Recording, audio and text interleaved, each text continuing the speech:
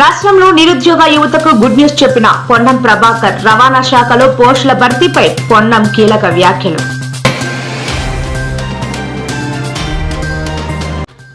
నేడు చిత్తూరు జిల్లాలో పర్యటించిన ఏపీ మాజీ సీఎం వైఎస్ జగన్. భారీగా చేరుకున్న వైసీపీ కార్యకర్తలు, అభిమానులు.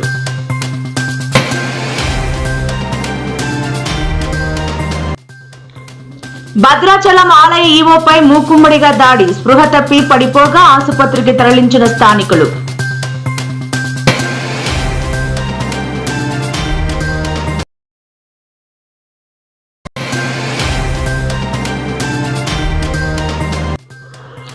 కూకట్పల్లి హైదరాబాద్ నగర్లో కల్తీ కల్లు తాగిన 16 మంది అస్వస్థత. మెరుగైన వైద్యం అందించాలని వైద్యులకు ఆదేశాలు ఇచ్చిన మంత్రి.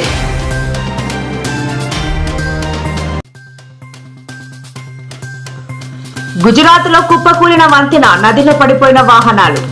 బీజేపీకి కౌంటర్ ఇస్తూ కేటీఆర్ సెటైరికల్ ట్వీట్.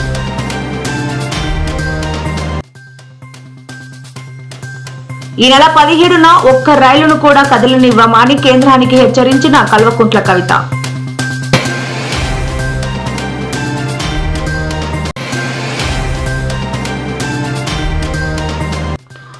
ఆంధ్రప్రదేశ్లోని మహిళలకు షాక్. ఫ్రీ బస్ జిల్లాకి మాత్రమే పరిమితమంటూ క్లారిటీ ఇచ్చిన కూటమి ప్రభుత్వం. రాష్ట్రంలో నిరుద్యోగ యువతకు ఉపాధి అవకాశాలు కల్పించడానికి రవాణా శాఖలో పలు కీలక పోస్టులు భర్తీకి ప్రభుత్వం చర్యలు తీసుకుందని మంత్రి పొన్నం ప్రభాకర్ తెలిపారు. ఇవాళ రాజా బహదూర్ వెంకటరామరెడ్డి తెలంగాణ పోలీస్ అకాడమీలో శిక్షణ పూర్తి చేసిన 96 మంది ఏఎంవి పాసింగ్ అవుట్ పరేడ్ కు ఆయన ముఖ్య అతిథిగా హాజరయ్యారు. ఈ సందర్భంగా ఏఎంవి గౌరవ వందనం స్వీకరించి శిక్షణలో అత్యుత్తమ ప్రతిభ కనబరిచిన ఏఎంవిలకు అవార్డులు ప్రదానం చేశారు. అనంతరం మాట్లాడిన పొన్నం 4 నెలలు శిక్షణ పూర్తి చేసుకున్న ఏఎంవిఐలకు శుభాకాంక్షలు తెలిపారు. రోడ్డు ప్రమాదాలు నివారించడానికి మీ శక్తి ఉపయోగించాలని, యాక్సిడెంట్లో డెత్ రేట్ తగ్గించాలన్నారు. వాళ్ళ తల్లిదండ్రుల దీవెనలు, తల్లిదండ్రుల ఆకాంక్షలు వాళ్ళందరినీ కూడా ప్రోత్సాహపరిచి ఈ రోజు ఇక్కడి దాకా తీసుకొచ్చి కష్టపడి శ్రమపడి గ్రామీణ ప్రాంత రైతుల బిడ్డలు వాళ్ళు ఎంతో శ్రమపడితే ఇలా వీరిత ప్రయోజకులైన వాళ్ళ సంతోషం అవధుల్లేని సంతోషం. వారందరూ కూడా కృషి ఆశీర్వచనం మీ మీద ఉంటుంది. తప్పకుండా మీరు సమాజంలో బాధ్యతగా ముందుకు పోవాలని కోరుకుంటూ మరొక్కసారి తెలంగాణ రాష్ట్ర ప్రభుత్వం పక్షాన, గౌరవ ముఖ్యమంత్రి రేవంత్ రెడ్డి గారి పక్షాన, మొత్తం యావత్ కేబినెట్ పక్షాన, రాష్ట్ర అధికారుల పక్షాన అందరికీ కూడా శుభాకాంక్షలు, అభినందనలు తెలియజేస్తూ నమస్కారం మీ అందరికీ. గౌరవనీయులైన ముఖ్య అతిథి రాష్ట్ర రవాణా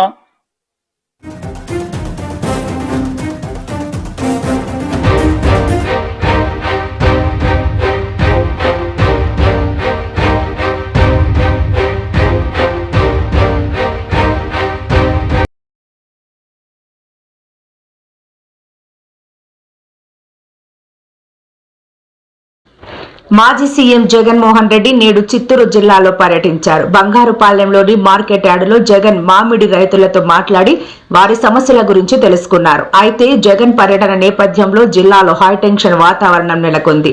ఎట్టకేలకు జగన్ పర్యటనకు పోలీసులు కేవలం 500 మందికి మాత్రమే అనుమతిచ్చారు. మామిడి రైతులు మాత్రమే కార్యక్రమానికి రావాలని చెప్పారు. జిల్లాలో జగన్ పర్యటించే రహదారుల్లో భారీగా ఫ్లెక్సీలను ఏర్పాటు చేశారు. మామిడి రైతుల సమస్యలను తెలుసుకునేందుకు తాను చేపట్టిన పర్యటన నుంచి ప్రజల దృష్టిని మళ్లించేందుకే మాజీ ఎమ్మెల్యే నల్లపురెడ్డి ప్రసన్నకుమార్ రెడ్డి ఇంటిపై జరిగిన దాడి చేశారని మండిపడ్డారు.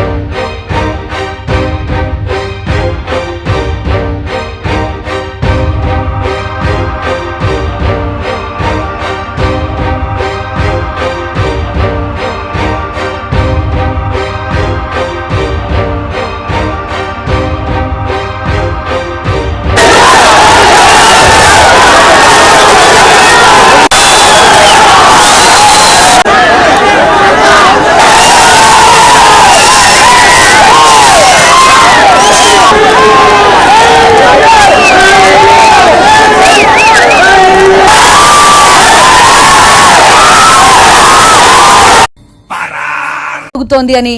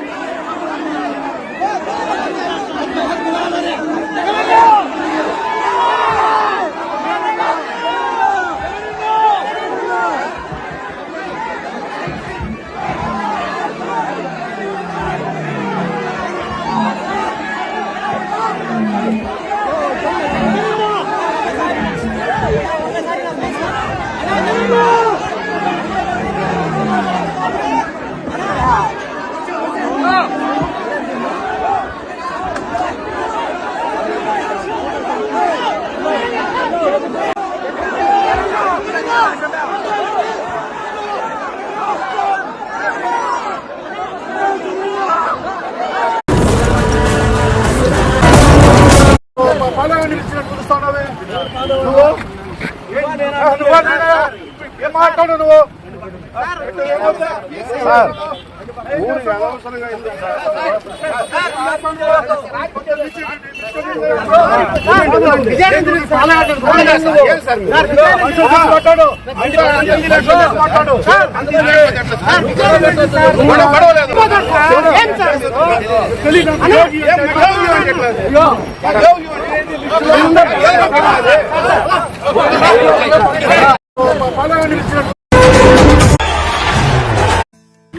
అరే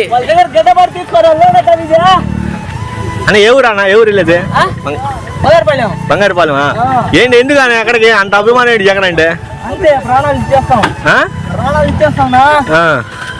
జగన్ చూడనియట్లేదా జన పోలీసు వాళ్ళు ఇంత కష్టపడతాండి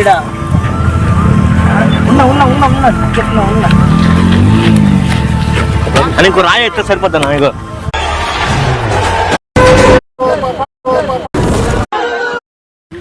అరే ఇంత కష్టపడతాండి చిత్తూరులో జగన్ చూడడానికి కొండల సైతం ఎక్కించుకుని వచ్చేస్తున్నారంటే ఎంత అభిమానం చూడండి ఫ్రెండ్స్. అది ఫ్రెండ్స్ జగన్ అంటే.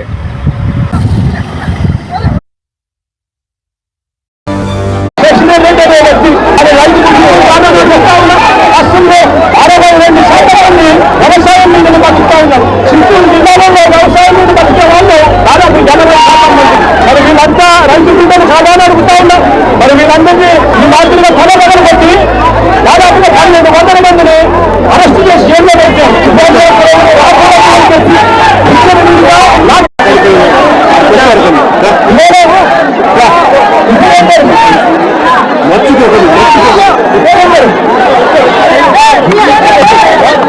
చేయాలన్నా వాళ్ళకి ఇచ్చాలన్నా రెండో వారం 3 లక్షలకి కూడా గిట్టుబాటు ధర రాని పరిస్థితి. అక్కడ కర్ణాటకలో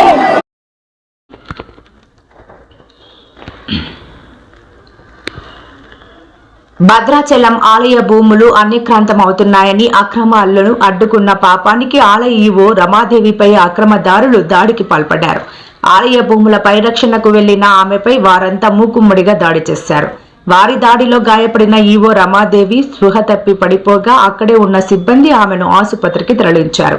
ప్రభుత్వ ఆలయ భూములకు రక్షణగా విధులు నిర్వహించే అధికారులకు ప్రభుత్వం భద్రత కల్పించాలని, దాడికి పాల్పడిన వారిపై వెంటనే చట్టపరమైన చర్యలు తీసుకునేలా ప్రభుత్వ పెద్దలు ఒత్తిడి తేవాలని టీఎస్డీసీఏ ఈ సందర్భంగా డిమాండ్ చేసింది. ఈ అంశంపై మంత్రి కొండా సురేఖ స్పందించారు.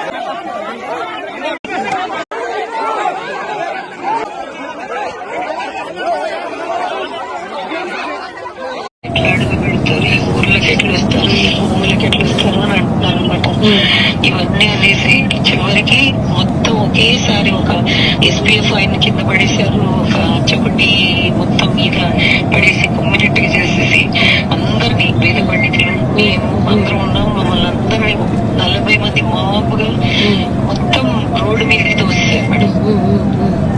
బయటికి అంటే ఘాట్ నుంచి బయటికి తోసేశారు. కట్టే దగ్గర నుంచి కొంచెం కొంచెం తోసుకుంటూ వచ్చి లాస్ట్ లో పెద్దగా తోసేశారు. తోసిన తర్వాత నేను బయటకు వచ్చిన తర్వాత నాకు ఇంకా తెలియదు మేడం. అంటే మొత్తం ఊపిరాడలేదు, కళ్ళు తిరిగినట్టు అయిందంటే నాకు తెలియదు. మా వాళ్ళు తీసుకొచ్చేసి హాస్పిటల్లో అడ్మిట్ చేశారు మేడం. ఇప్పుడు ఎట్లుందమ్మా? ఏమన్నా దెబ్బలు తగిలినాయా లేకపోతే జస్ట్ పడుతుంటే మన పిల్లలు పట్టేసుకున్నారు. అంటే నాకు బీపీ ఫ్లక్చుయేషన్ వచ్చేసింది. బీపీ లేదు కానీ ఇక్కడ బీపీ చూపించేస్తున్నారు. తర్వాత వాళ్ళు అన్ని స్కాన్లు అన్ని చేశారు, ఈసీఐలో చేశారు. కొద్దిగా డిస్టర్బ్ ఉన్నారు. స్ట్రెస్ తీసుకోకండి. నేను మన డిప్యూటీ సీఎం గారికి చెప్పాను ఇష్యూ. ఎందుకంటే ఆయన జిల్లా కూడా మళ్ళీ మనకు డిప్యూటీ సీఎం గారు కూడా కదా, ఇట్లా జరిగిందన్నా మీరు ఎట్టి పరిస్థితుల్లో ఆంధ్ర గవర్నమెంట్ తోటి మాట్లాడండి. మరి ఇది చిన్నగా పోయి అదే ఆ కాపీలన్నీ కూడా మనము రిలీజ్ చేయాలి, వాళ్ళతో మాట్లాడాలి. చేశాం మేడం. ఆంధ్రప్రదేశ్ లో ఇంతకుముందు జ్యోతి మేడం వాళ్ళు ఉన్నప్పుడు మన గవర్నమెంట్ రాకముందు కూడా ఒకసారి రిప్రజెంట్ చేశారు. అందుకే ఏమని చెప్పానంటే ఆయనకు మాట్లాడమని చెప్పాను. ఇట్లాంటిది ఇంకోసారి రిపీట్ కాకుండా చూడాలి అని చెప్పమన్నాను. అవసరమైతే వాళ్ళతో కూర్చోబెట్టి ఒక మీటింగ్ అయినా కూడా కండక్ట్ చేసి దానికి ఒక ఎండ్ అనేది ఉండాలి కదా. మన మీద వచ్చి చెప్పండి.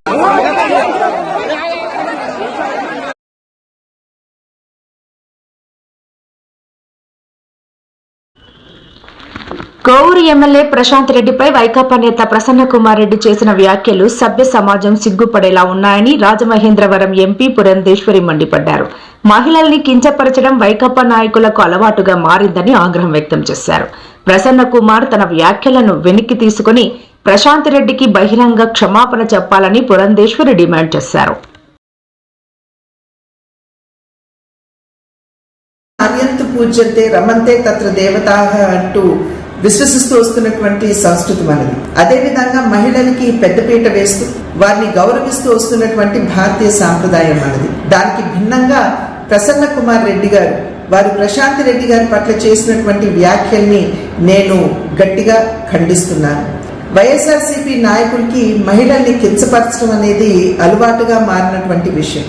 అమరావతిలోని మహిళల్ని మరి మనం నోటితో కూడా చెప్పలేనటువంటి భాషలో వారిని కించపరచడం, అదేవిధంగా శాసనసభలో ఉన్నటువంటి మహిళల్ని శాసనసభ వెలుపల ఉన్నటువంటి మహిళల్ని సైతం వ్యక్తిత్వ హననం చేయడం మనందరికీ తెలియనటువంటి విషయం కాదు. 6 పర్యాయాలు ఎమ్మెల్యేగా గెలిచి ఈ రకంగా మహిళల్ని కించపరుస్తూ అవమానపరుస్తూ చేస్తున్నటువంటి వ్యాఖ్యలు ఇవి సభ్య సమాజం ఆమోదించనిది, స్వాగతించనిది అని చెప్పి వారికి తెలియజేస్తున్నాను. అదేవిధంగా వారికి నేను చెప్పేటువంటి విషయం, ఏదైతే ప్రశాంత్ రెడ్డి గారి పట్ల వారు చేసినటువంటి వ్యాఖ్యలు ఉన్నాయో వాటిని ఒక్కసారి వారి తల్లి గారికి వారి భార్య గారికి చూపమని చెప్పి నేను చేసినటువంటి అభ్యర్థన. వారు కనుక దాన్ని ఆమోదించినట్లయితే, వారి ప్రసన్న కుమార్ రెడ్డి గారి భాషను కనుక ఆమోదించినట్లయితే ఇప్పుడు నేను చేసేటువంటి డిమాండ్ని వెనక్కి తీసుకుంటానని చెప్పి నేను తెలియజేస్తున్నాను. నా డిమాండ్ ఏమిటంటే ఎటువంటి షరతులు లేకుండా ప్రశాంత్ రెడ్డి గారికి బాహాటంగా ప్రసన్న కుమార్ రెడ్డి గారు క్షమాపణలు చెబుతూ వారు చేసినటువంటి వ్యాఖ్యల్ని వెనక్కి తీసుకోవాలి అని చెప్పి నేను వారికి తెలియజేస్తున్నటువంటి విషయం.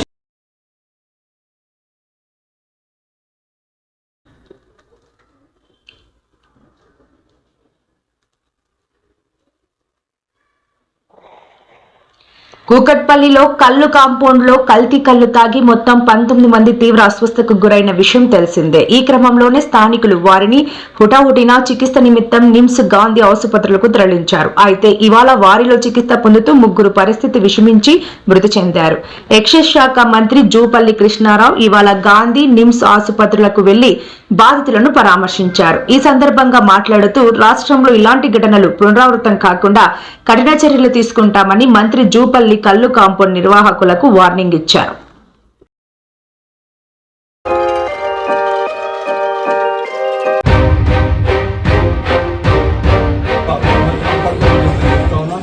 అధికారులు ఎవరైతే కన్సల్ట్ ఆఫీసర్స్ అయితే నిరక్షర వహించారో వాళ్ళని సస్పెండ్ చేయాలని చెప్పి డిమాండ్ చేస్తారు.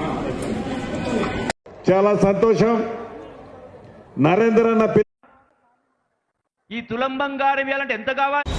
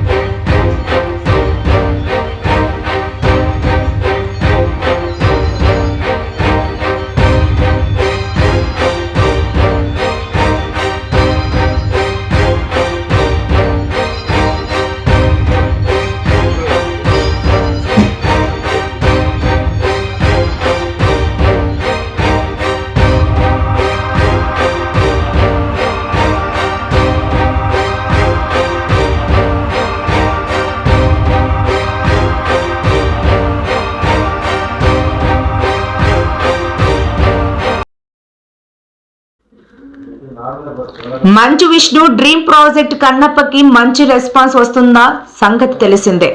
జూన్ 27న విడుదలైన ఈ చిత్రానికి ఆడియన్స్ నుంచి మంచి ఆదరణ దక్కింది.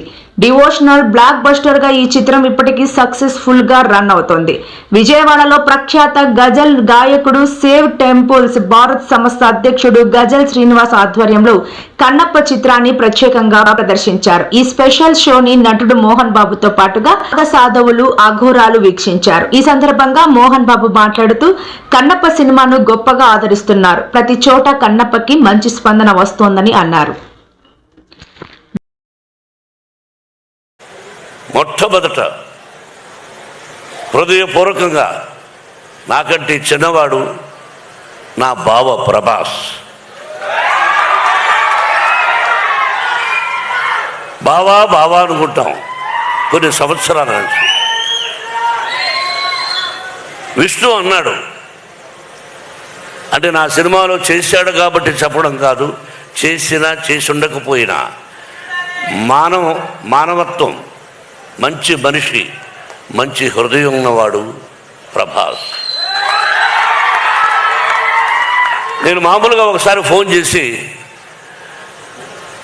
ఏం బావా అన్నా, ఇంటికి రానా అన్నా. ఓకే బావా రేపు రా అన్నాడు. ఏమైనా నేను ఒక పని మీద వస్తున్నాను, నువ్వు ఎస్ సార్ నువ్వు చెప్పబోయా అంతే. ఏంటి బావా అన్నాడు. ఏం కంగారు పడకని వెళ్ళాను. కూర్చొని ఈ పిక్చర్లో ఇన్ని రోజుల వేషం ఉంది, నువ్వు చేయవలసిన అవసరం లేదు. You are the top hero in India, one of the top hero in India, not only India, the world wide. అటువంటి గొప్పవాడు. బట్ ఈరోజు నువ్వు కాదన్నా నీ సినిమాలో నేను యాక్ట్ చేస్తా ఎప్పుడైనా, దానికి దీనికి సంబంధం లేదు. ఇన్ని రోజులు ఎస్ఆర్ నో అన్నా. బావా దీనికి నువ్వు రావాలన్నా నేను విష్ణు మాట్లాడుకుంటాం, ఐఎమ్ డూయింగ్ అన్నాడు. ఒకే మాట, దట్స్ ఆల్. ఒకరోజు అలా వచ్చాడు, చేశాడు. ఇంతకంటే ఎక్కువ ప్రభాస్ గురించి చెప్పకూడదు. ఆ కుటుంబం నాకు ఎంతో ఇష్టం. కృష్ణరాజు గారన్నా, వీళ్ళ నాన్నగారన్నా, వాళ్ళ కుటుంబం అంటే నాకు బాగా ఇష్టం.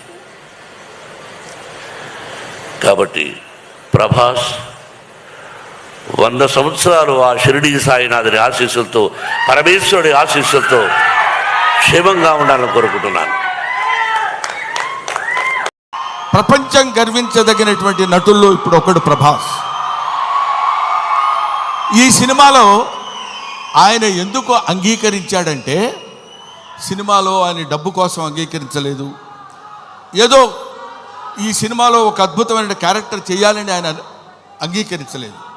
ప్రభాస్ ఒక మానవతా విలువలు కలిగిన మనిషి, ఒక మంచి, ఎవరైనా ఏదైనా చేయిజాప అడిగితే కాదనేటువంటి వ్యక్తి కాదు ప్రభాస్. ఎవరైనా అద్భుతమైనటువంటి స్థితిలో ఉండి ఇది నాకు కావాలి అని అడిగినప్పుడు, ముఖ్యంగా ఆ విషయంలో చెప్పాలంటే మోహన్ బాబు గారికి అత్యంత సన్నిహితుడు. మోహన్ బాబు గారు ఎలాంటి వాడంటే, ఓ చిన్న ఆల్కహాల్ లాంటి వాడు, అలవాటైతే వదిలిపెట్టలేం. అలాగే ఎంతో మోహన్ బాబు గారి మత్తులో, మోహన్ బాబు గారి ప్రేమలో మునిగి తేలినటువంటి వ్యక్తి కాబట్టి ప్రభాస్ ఈ సినిమాలో చేశాడు.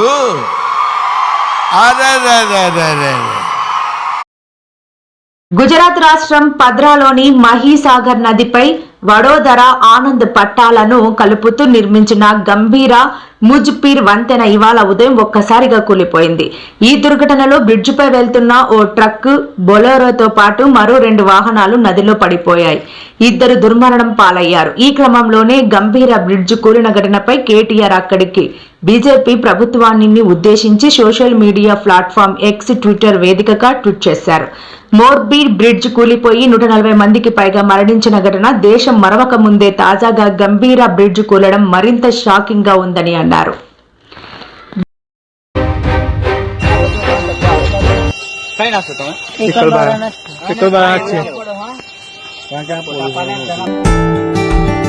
కర్ణాటక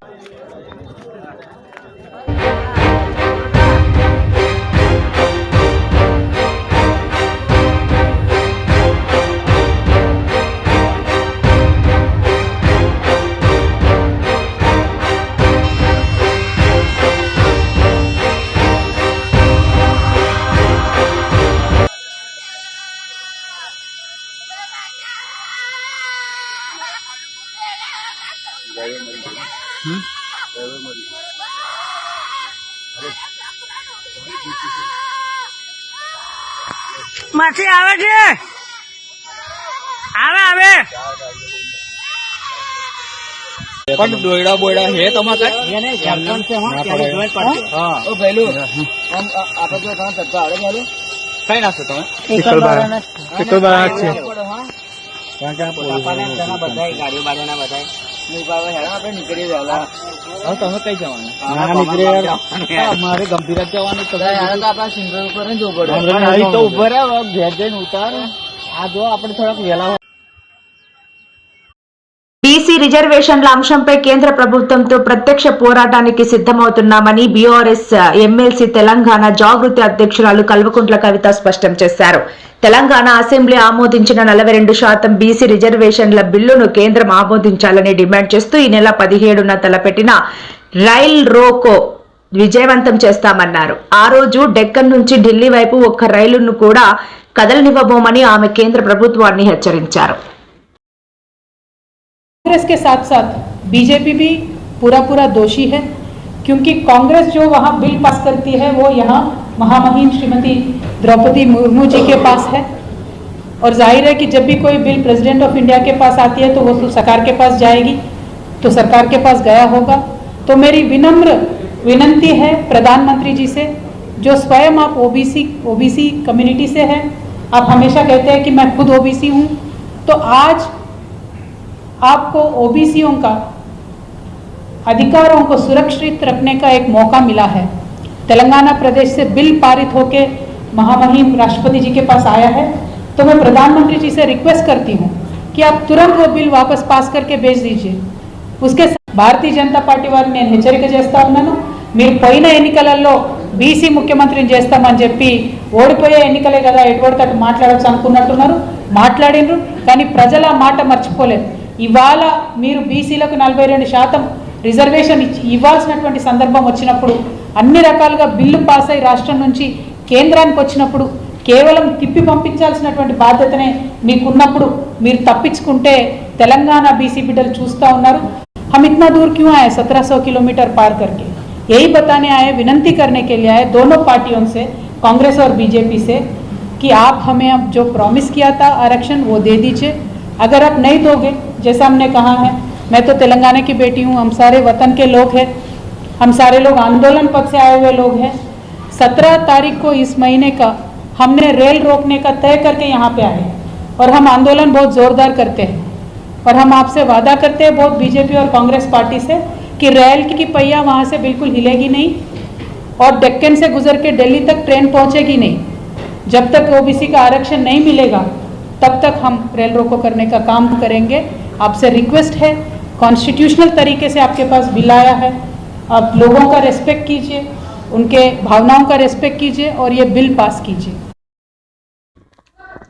ఏపీలో ఫ్రీ బస్ పథకంపై సీఎం చంద్రబాబు క్లారిటీ ఇచ్చారు. ఉచిత బస్సు పథకం జిల్లాకే పరిమితమని స్పష్టం చేశారు. అంతేకాకుండా ఆగస్టు 15 నుండి రాష్ట్రంలో ఉచిత బస్సు ప్రయాణం అమలవుతుందని చెప్పారు. ఏ జిల్లాకు చెందిన మహిళలు ఆ జిల్లాలోనే ప్రయాణించేలా షరతులు వర్తిస్తాయని అన్నారు. శ్రీశైలంలో పర్యటిస్తున్న సందర్భంగా చంద్రబాబు ఈ వ్యాఖ్యలు చేశారు.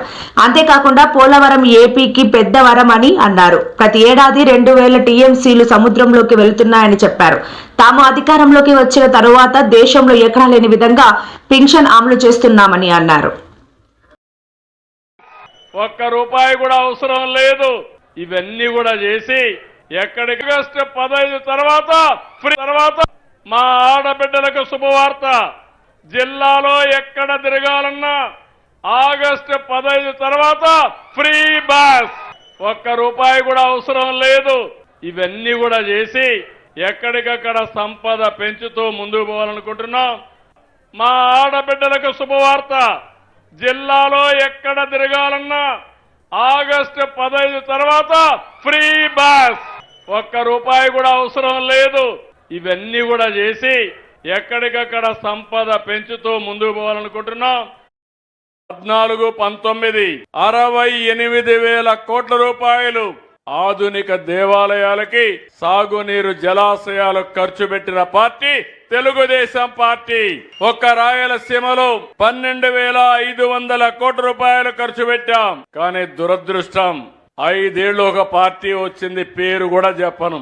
ఆ పార్టీ వచ్చి నారాయలసీమని 2,000 కోట్లు ఖర్చు పెట్టారు. ఈ 2,000 కోట్ల రూపాయలు జీతాలకు కూడా ఇచ్చే పరిస్థితి లేదు. మళ్ళీ నేను వచ్చాం, ఎన్డీఏ వచ్చింది. ఈ సంవత్సరం ఒకే ఒక ప్రాజెక్టు హంద్రీ నీవా 3,850 కోట్ల రూపాయలు ఖర్చు పెట్టి 4 టీఎంసీ నీళ్లు తీసుకుపోయే విధంగా కార్యాచరణ ప్రణాళిక తయారు చేసింది ఎన్డీఏ ప్రభుత్వం. అర్ధరాత్రి బాలికల హాస్టల్లో అగ్ని ప్రమాదం చోటు చేసుకోవడంతో విద్యార్థులు భయాందోళనకు గురయ్యారు. ఈ ఘటన విజయనగరం జిల్లాలోని కేజీబీవీ హాస్టల్లో చోటు చేసుకుంది. షార్ట్ సర్క్యూట్ కారణంగా inter second year store room లో ఒక్కసారిగా చెలరేగిన మంటలు చెలరేగాయి. ఇది గమనించిన విద్యార్థులు బిగ్గరగా అరవడం మొదలు పెట్టారు. దీంతో అక్కడే ఉన్న వార్డెన్, ఇతర సిబ్బంది హుటాహుటిన విద్యార్థులను బయటకు సురక్షితంగా తరలించారు. దీంతో పెను ప్రమాదం తప్పినట్లయింది. నెల రోజుల వ్యవధిలో రెండోసారి అగ్ని ప్రమాదం చోటు చేసుకోవడంతో విద్యాశాఖ తీరుపై విద్యార్థినీల తల్లిదండ్రులు మండిపడుతున్నారు. రాష్ట్ర